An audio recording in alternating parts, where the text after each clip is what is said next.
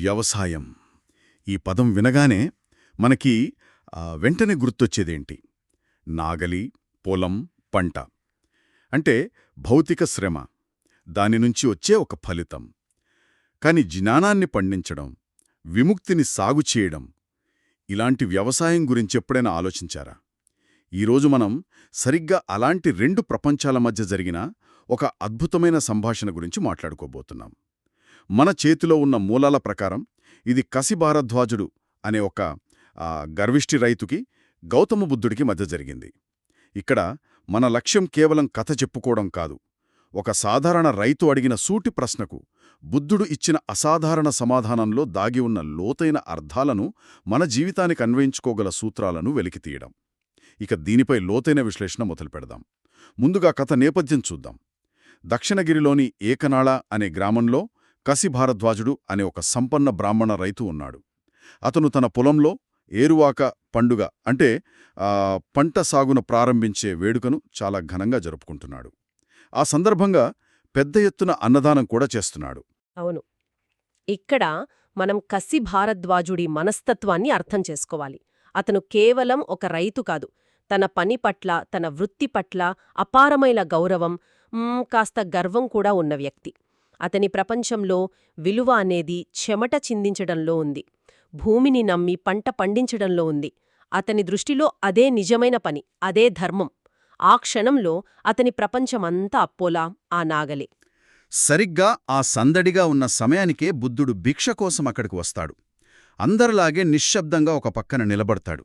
దాన్ని చూసిన రైతుకు చిర్రెత్తుకొస్తోంది. అతను కాస్త గట్టిగానే, ఓ భిక్షు, మేము కష్టపడి దుక్కి దున్ని, విత్తనాలు చల్లి, వ్యవసాయం చేసి వచ్చిన పంటతో తింటున్నాము, ఇతరులకు పెడుతున్నాము. మీరు కూడా అలా చెయ్యొచ్చు కదా, ఏ పని చెయ్యకుండా భిక్ష అడగటం ఎందుకు? ఇది కేవలం అహంకారంతో అడిగిన ప్రశ్న కాదు. అతని ప్రపంచ దృష్టికోణం నుంచి చూస్తే ఇది చాలా సహజమైన, తార్కికమైన ప్రశ్న.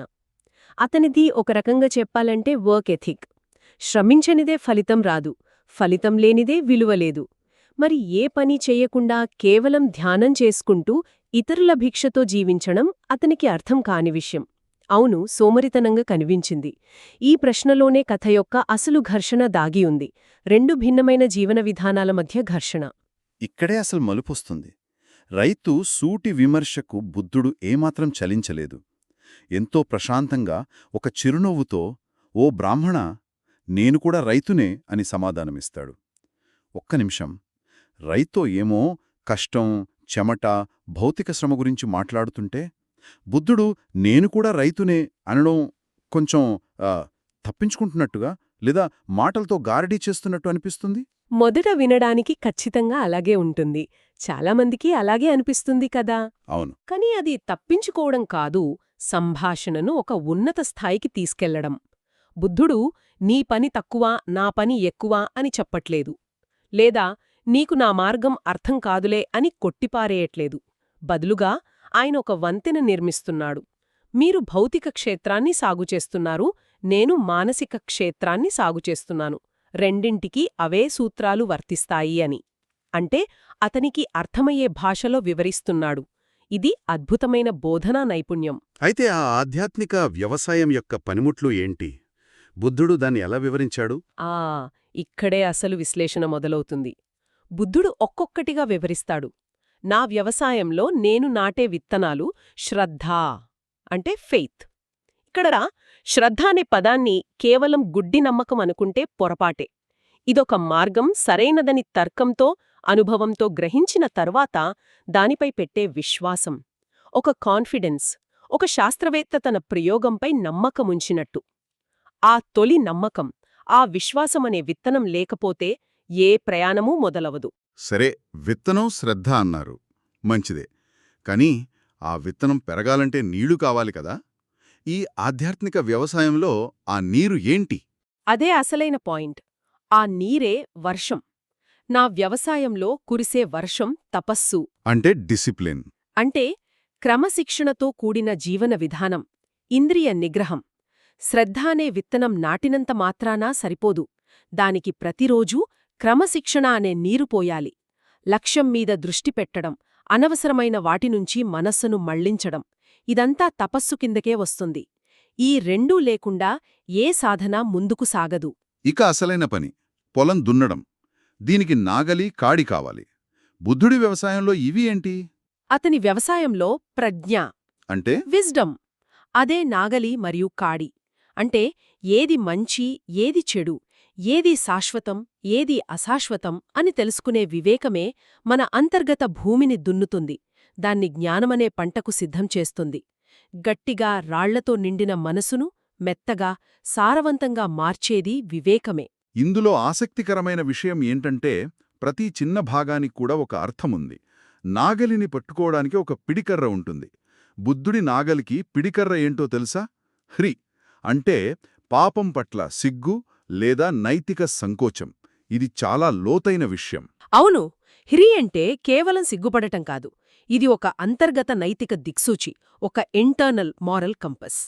ప్రజ్ఞ అంటే వివేకం చాలా శక్తివంతమైనది. అది ఒక పదునైన కత్తిలాంటిది. దాన్ని మంచికి, చెడుకి కూడా వాడొచ్చు. కాని తప్పుడు పని చేయడానికి మనస్సాక్షి అంగీకరించకపోవడం, లోపల ఒక రకమైన సంకోచం కలగడమే ఆ వివేకాన్ని సరైన మార్గంలో ఉంచుతుంది. అందుకే అది ప్రజ్ఞ అనే నాగల్ని గట్టిగా పట్టుకునే పిడి. ఆ నైతిక స్పృహ లేకపోతే జ్ఞానం కూడా అహంకారానికి, వినాశనానికి దారితీస్తుంది. ఇక నాగలిని లాగే ఎద్దులను నియంత్రించడానికి పగ్గాలు కావాలి. నా వ్యవసాయంలో ఆ పగ్గమే మనస్సు. అంటే స్మృతి లేదా మైండ్ఫుల్నెస్. అంటే వర్తమానంలో జీవించడం, మన ఆలోచనలను, భావోద్వేగాలను గమనిస్తూ ఉండటం. చంచలమైన మనస్సును అదుపులో ఉంచుకోవడమే ఆ పగ్గం చేసే పని. ఇక పొలంలో పంటతో పాటు కలుపు మొక్కలు పెరుగుతాయి. వాటిని సత్యం అనే పనిముట్టుతో తొలగిస్తానని బుద్ధుడు చెప్తాడు. సరిగ్గా మనం మనస్సుల్లోని అపోహలు, దురాశ, ద్వేషం, సోమరితనం ఇవన్నీ కలుపు మొక్కలు. ఇవి అసలు పంట ఎదగకుండా చేస్తాయి. సత్యాన్ని గ్రహించి అసత్యాన్ని నిరంతరం ఏరివేయడమే నిజమైన వ్యవసాయం. ఇది ఒక్కసారి చేసే పని కాదు, నిరంతరం చేయాల్సిన పని.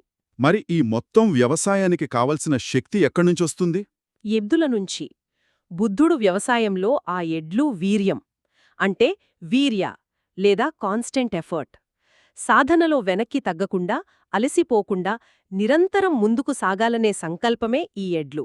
ఈ వీర్యమనే పదాన్ని మనం ఆధునిక సైకాలజీలోని గ్రిట్ అనే భావనతో పోల్చవచ్చు. గ్రిట్, అవును. అంటే దీర్ఘకాలిక లక్ష్యాల పట్ల అభిరుచి, పట్టుదల. ఈ ప్రయత్నమనే ఎడ్లు వెనక్కి తగ్గకుండా ముందుకు లాగుతూనే ఉంటాయి, ఎలాంటి అడ్డంకులు వచ్చినా సరే. అవి లాగే బండి మన శరీరం, మనస్సు. ఇంత కష్టపడి చేసిన ఈ వ్యవసాయం యొక్క గమ్యస్థానం ఏంటి? పండే పంట ఏమిటి? అదే నిర్వాణం, అంటే దుఃఖం నుండి సంపూర్ణ విముక్తి. భౌతిక వ్యవసాయం ఒక పంటకాలానికి ఫలాన్నిస్తుంది, కడుపు నింపుతుంది. కాని ఈ ఆధ్యాత్మిక వ్యవసాయం శాశ్వతమైన ఫలాన్నిస్తుంది. అది ఒకసారి పండితే మళ్లీ దుఃఖమనే విత్తనం మనసులో మొలకెత్తదు. ఈ వ్యవసాయం చేసేవాడికి ఎలాంటి దుఃఖముండదని బుద్ధుడు వివరిస్తాడు. బుద్ధుడి మాటలకు కసిభారద్వాజుడు నిశ్చేష్టుడైపోతాడు. అతని గర్వం, అహంకారం అన్నీ కరిగిపోయాయి. తన జీవితంలో అత్యంత విలువైనదిగా భావించే వ్యవసాయం అనే ప్రక్రియను తన కళ్ల ముందు కనిపించే వ్యక్తి అంతకంటే లోతైన స్థాయిలో చేస్తున్నాడని గ్రహించాడు. తన అహం దెబ్బతిన్నది. కాని అదే సమయంలో ఒక కొత్త ప్రపంచానికి తలుపులు తెరుచుకున్నాయి. వెంటనే ఒక బంగారు పాత్రలో పాయసం తీసుకువచ్చి ఎంతో గౌరవంతో బుద్ధుడికి సమర్పించబోతాడు. ఇక్కడ కథలో మరొక ముఖ్యమైన నైతిక సూత్రం కనిపిస్తోంది. బుద్ధుడు ఆ ఆహారాన్ని స్వీకరించడానికి తిరస్కరిస్తాడు. ఓ బ్రాహ్మణా, ఉపదేశమిచ్చి దానికి ప్రతిఫలంగా నేను భిక్ష స్వీకరించను. జ్ఞానులు అలా చెయ్యరు, ఇది ధర్మం కాదు అంటాడు. జ్ఞానాన్ని ఒక అమ్మే వస్తువుగా చూడకూడదు, దానికి వెల కట్టకూడదు అనే గొప్ప సందేశమిది. బోధన అనేది కరుణతో చేసేది కాని ప్రతిఫలం ఆశించి చేసే వ్యాపారం కాదు. అది విని రైతు ఏం చెయ్యాలో పాలుపోక, మరి ఆహారాన్ని ఏం చేయమంటారు అని అడుగుతాడు. అప్పుడు బుద్ధుడు, ఈ ఆహారాన్ని దేవతలు, మనుషులు ఎవ్వరూ జీర్ణం చేసుకోలేరు. దీన్ని ప్రాణులు లేనిచోట పారై లేదా జీవరాశులు లేని నీటిలో పడవేయ్ అని చెబుతాడు. రైతు అలాగే చేయగా ఆ పాయసం నీటిలో వేయగానే అది చిటపటమని శబ్దం చేస్తూ నిప్పులా మండి పొగలు చిమ్మిందట. ఇది కొంచెం నాటకీయంగా అనిపించడం లేదా? కేవలం ఒక రైతుని ఒప్పించడానికి ఇంత పెద్ద అద్భుతం చేయాల్సిన అవసరం ఉందా? మంచి ప్రశ్న. చాలామందికి ఇది కేవలం శక్తి ప్రదర్శనలా అనిపించవచ్చు, కాని దాని వెనుక లోతైన ఉద్దేశముంది. మాటల ద్వారా వివరించలేని ఒక సత్యాన్ని అనుభవపూర్వకంగా చూపించడం. ఓ బుద్ధుడు వివరించిన జ్ఞాన వ్యవసాయం, దాని ఫలం ఎంత శక్తివంతమైనవో, అవి సాధారణ భౌతిక ప్రపంచ నియమాలకు అతీతమైనవని రైతుకు ప్రత్యక్షంగా చూపించడం. ఆ పాయసం ఇప్పుడు కేవలం ఆహారం కాదు, అది ధర్మోపదేశానికి ప్రతిఫలంగా ఇవ్వబోయిన వస్తువు. అందుకే అది అంత శక్తివంతంగా మారింది.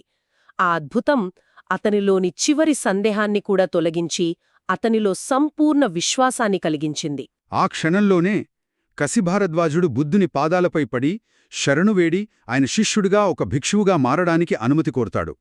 బుద్ధుడు అంగీకరించడంతో అతను సంఘంలో చేరి అదే జ్ఞాన వ్యవసాయాన్ని సాధన చేసి చివరికి అర్హతుడై మోక్షాన్ని పొందుతాడు.